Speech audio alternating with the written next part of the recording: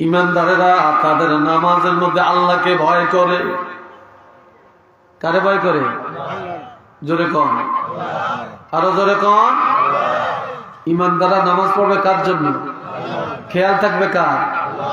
নামাজও কাড়িয়ে চিন্তা করে আমেরিকা কবে যে, লন্ডনের বিষয়টা কবে আইব, মামলাটা জানি কি আসে, আপিলের রেজাল্টটা জানি কি হয়, তারপরে আর ভাইয়া লন্ডনে আই কবে কবে যে দেশ তো মন বইয়ে না। কথা ঠিক কিনা? এই চিন্তা আপনাকে মনে কষ্ট লাগতেছে, আমি বুঝতেছি। অনেকে যে আজকে দৌড় মারেন, ঘটনাটা কি? দু একজনে দৌড় দেয়, হয়তো পেশাব টেশাব ধরতে পারে, অনেকক্ষণ হয়েছে তো। আল্লাহ 2 ঘন্টা হয়ে গেছে, আর কত বাড়াইতাম না। তবে গোপটা দোষী শেষ করিয়ে দিই, যেই কয় মিনিট লাগে নাকি শেষ করিয়ে দিই। হ্যাঁ শুনেন, তো কয় ইমানদাররা নামাজ পড়বে আল্লাহর জন্য। কার জন্য? এটা জোরে বলেন, কার জন্য? না দেখানোর জন্য? এবার শুনেন, ফাওয়াইলুল লিল মুসাল্লিন الذين هم عن صلاتهم ساهون الذين هم يراءون।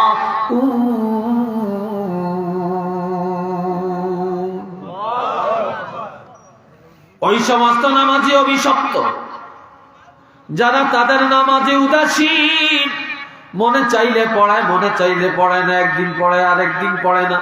যখন নামাজে দাঁড়ায় দেয়ানো খেয়াল নামাজে রাখে না, দুনিয়ার চিন্তা, এটার চিন্তা, এটার চিন্তা, ওটার চিন্তা, উদাসীন, জামলে খেলায়, এমিসায় হেমিসায়, তামাশা, উদাসীন নামাজ। আর তারা যখন নামাজ পড়ে তাদের উদ্দেশ্য আল্লাযীনা হুম ইরাউন, তারা মানুষকে দেখানোর জন্য ইবাদত করে, আল্লাহর জন্য তারা ইবাদত করে না। বেনমাজি যেটা মানুষকে দেখানোর ইবাদত করে, এটারে চিনবেন কেমনে? শুক্রবারে 2 রাকাত নামাজ পড়বে, আগে সুন্নত হতো না। ইমাম সাহেব সালামটা ফিরাইয়া মুনাজাতটা দেওয়ার লগে লগে মসজিদ খালি করিয়া যেদিন মসজিদের থেকে বের হয়ে যায়, আর এদিন বুঝবেন যে মুনাফিক নামাজি, এদিন হলো সিটিংবাজ নামাজি, এদিন হইল অভিশপ্ত নামাজি। তারা 5 ওয়াক্ত পড়ে না, পড়ে না, পড়ে না। তারা শুক্রবারে মানুষকে দেখানোর জন্য গেছে।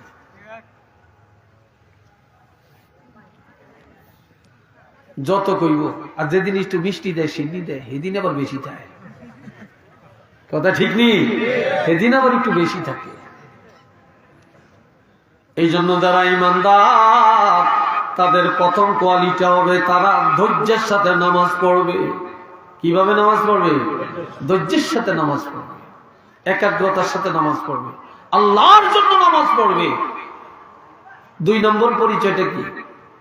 والذين هم عن اللغو معرضون, ইমানদারেরা তাদের জবানটা হেফাজত করে রাখবে। এই জবান দিয়ে কারো ক্ষতি করবে না, কাউকে গালমন্দ করবে না, কারো শিকায়ত করবে না, বদনাম করবে না, গীবত করবে না, কারো ইজ্জতের উপরে আঘাত করবে না। আজ জবান দিয়া, মুখ দিয়া মানুষ মানুষের অপমান করে। কি ভাই কথা ঠিক নিও? মানুষ মানুষকে অপমান করে জবান দিয়ে। এই জবানের হিসাব আল্লাহর কাছে দিতে হবে। আপনারা আমার দিকে চান না কেন? আরেক দিকে চাচ্ছেন কেন?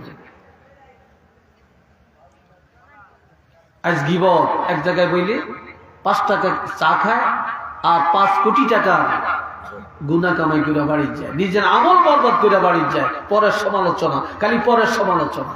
কি ভাই কথা ঠিক কিনা বলেন? এটা থেকে জবানকে ঠিক করেন। এই জন্য আমার রাসূল বলেছেন, মাইয়াজবাল্লি মা বাইনা লাহিয়াইহি ওয়া মা বাইনা রিজলাই আজমানু লাহুল জান্নাহ। 2টা জিনিসের জিম্মাদার যদি হতে পারো, আমি তোমাদের একটা জিম্মাদার হব। তোমাদের যার জবান আর লজ্জাস্থান আমাকে গ্যারান্টি দিতে পারবে এই জবান দিয়ে কারো ক্ষতি করবে না, লজ্জাস্থান হারাম কাজে ব্যবহার করবে না, আমি রাসূল ঘোষণা দিলাম আমি তার বেহেশতের জিম্মাদার হয়ে যাব।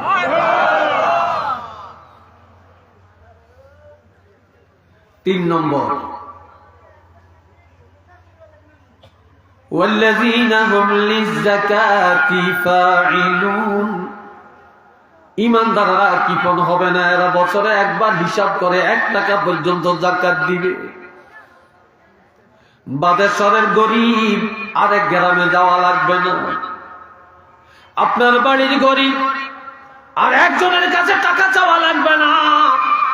যদি আপনি যদি হিসাব করে বছরে একবার যাকাত দেন, আপনার আপনজন, আপনার বাড়ির, আপনার এলাকার গরিব যদি হয়ে যাবে। কিন্তু মুসলমান যাকাত দেয় না, যদিও দেয় খাওয়া। যাকাত হচ্ছে 2 লাখ টাকা, 50,000 টাকা দিব, আর দিত না। কি ভাই কথা ঠিক কিনা? আর দিবে না। যারা ইমানদার তাদের 3 নম্বর কোয়ালিটিটা হবে, তারা হিসাব করে যাকাত দিবে। 4 নম্বরের গুণাবলী, ওয়াল্লাযীনা হুম লিফুরুজিহিম হাফিজুন। ইমানদারেরা তাদের লজ্জাস্থান হেফাজত করবে। তারা জিনার আড্ডায় যাবে না, ব্যভিচারে যাবে না। তারপরে তাদের গার্লফ্রেন্ড থাকবে না, মেয়েদের বয়ফ্রেন্ড থাকবে না। কি শুরু হইল বর্তমানে? গার্লফ্রেন্ড, বয়ফ্রেন্ড, এটা কোথায় পাইলেন আপনারা? হারাম হারাম হারাম। একটু নাউজুবিল্লাহ কম না ভাই? আর একটু জোরে কম না নাউজুবিল্লাহ? আপনার ফ্রেন্ড, আপনার গার্লফ্রেন্ড হবে আপনার স্ত্রী, আর আপনার বয়ফ্রেন্ড হবে আপনার স্বামী। এছাড়া তো আর কেউ না। বেগানা মহিলাকে নিয়ে আপনি পার্কে যাবেন, ঘুরবেন, আপনার গার্লফ্রেন্ড। আর মহিলা বলবে আমার বয়ফ্রেন্ড। এটাকে আমরা এখন একেবারে একবালি করে দিয়েছি, মামুলি বানিয়ে নিছি। চরিত্র কোথায় আছে আমাদের? আমার নবীর আদর্শে কি এটা আছে? আশিকার রাসূলদের আদর্শ কি এটা হতে পারে? কখনো হতে পারে না। ইমানদারেরা তাদের লজ্জাস্থানে হেফাজত করবে। 5 নম্বরে, ওয়াল্লাযীনা হুম লিআমানাতিহিম। আমানত রক্ষা করবে। একজনের কথা আর একজনের কাছে লাগাবে না, চগলখড়ি করবে না, অন্যের সম্পদ মারিয়া খাবে না, অন্যের সম্পদ মারিয়া খাবে না। কাজে ইমানদারেরা আমানতের হেফাজত করবে। 6 নম্বরে, ওয়াহদিহিম রাউন। ইমানদারেরা ওয়াদা খেলাপ করবে না, ওয়াদা রক্ষা করবে। জীবন চলে যাবে, তারপর ওয়াদা খেলাপ করবে না। বর্তমানে আমরা পাক্কা মুসলমান, তালাশ করলে 1000-এর মধ্যে একজন পাওয়া যাবে না ওয়াদা ঠিক। কথা ঠিক কিনা বলেন?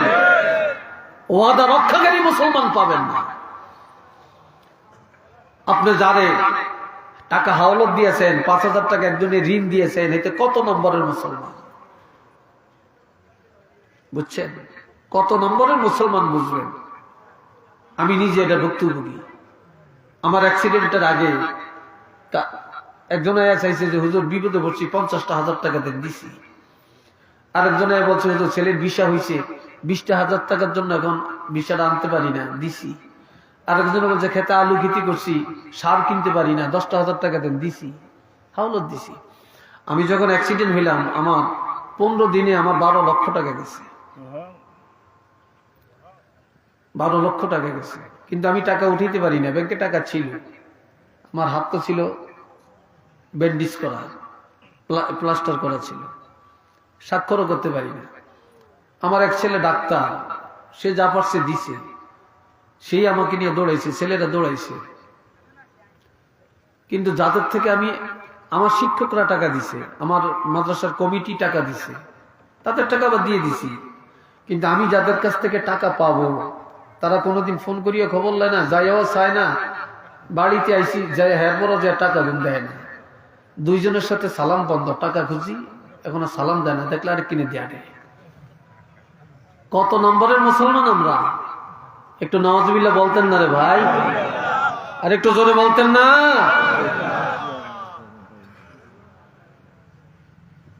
যারে দিবেন আল্লাহর রাস্তায় দিয়ে দিয়েন। হাওলাত দিয়ে হুজুতি মন কালাকালির দরকার নেই। ঋণ সবচেয়ে বড় ভালো জিনিস, কিন্তু এখন আমাদের চরিত্রের কারণে সবচেয়ে খারাপ হয়ে গেছে। ঠিক নি কথা না? ওয়াদা রক্ষা করবেন, লেনদেনে সব জায়গায় ওয়াদা ঠিক রাখবেন। যদি পাক্কা মুসলমান হতে চান, ওয়াদা রক্ষা করে কবরে যাবেন। আপনি মসজিদে ওয়াদা করছেন টাকা দিবেন, এটা পুরো হয়ে যাবেন, আগে বেকের আগে এটা পূরণ করবেন। আপনি ওয়াদা করছেন মাদ্রাসায় দিবেন, বেকের আগে এটা পূরণ করবেন। আপনার ওয়াদা করছেন অমুকের টাকা দিবেন, এটা আগে পূরণ করবেন, এরপরে সব আপনার ওয়াদা। আপনি কখন চলে যাবেন ঠিক নেই, ওয়াদা রাখা যায় না। এরপরের আলামত হলো মুমিনের গুণাবলী হলো ওয়াল্লাযীনা হুম আলা সালাওয়াতিহিম ইউহাফিজুন। ঈমানদারেরা 5 ওয়াক্ত নামাজের হেফাজত করবে। আপনি এক ওয়াক্ত পড়ছেন আর এক ওয়াক্ত পড়েন না, মুনাফিক। আপনি 5 ওয়াক্ত পড়ছেন, আপনি ঈমানদার, সুবহানাল্লাহ বলতেন না? ঈমানদারেরা 5 ওয়াক্ত নামাজের হেফাজত করবে। এখন আল্লাহ কয়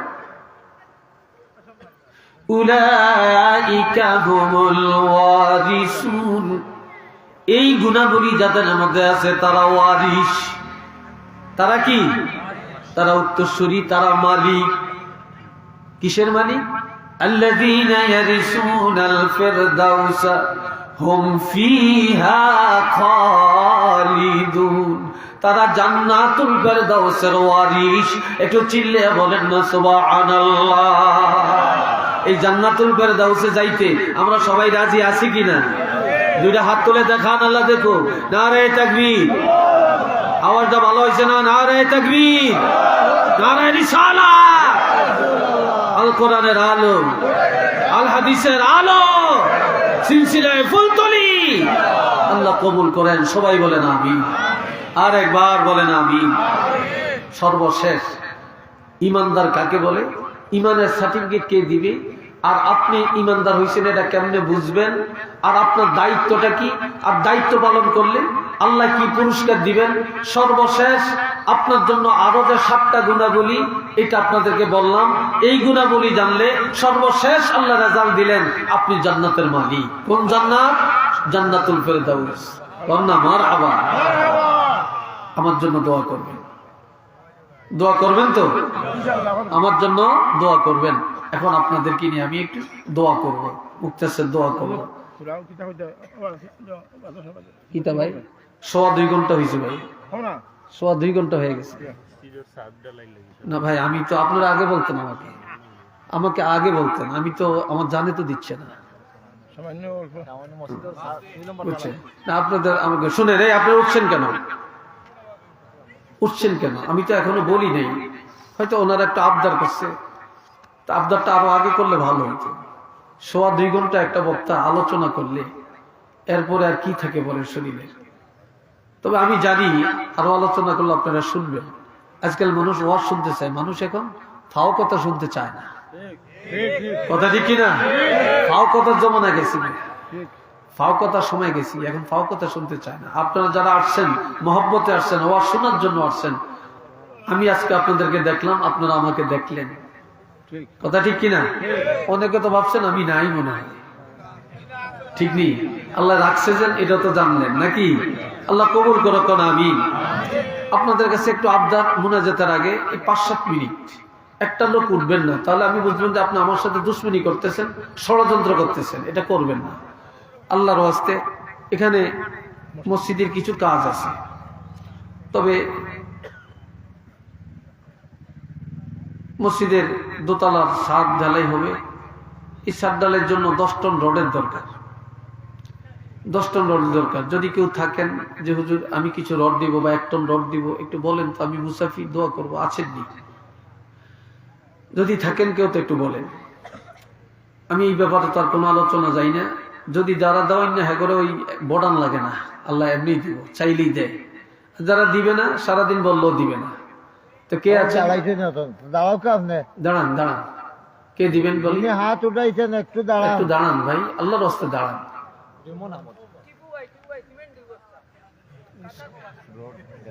আমি চাইছিলাম রড, আমি রড চাইছিলাম, রড। কাতার 1 মন রডে কি হইব ভাই? 1 মন রডে কি আর স্বাদ হইব? 1 মন রডের দাম কত?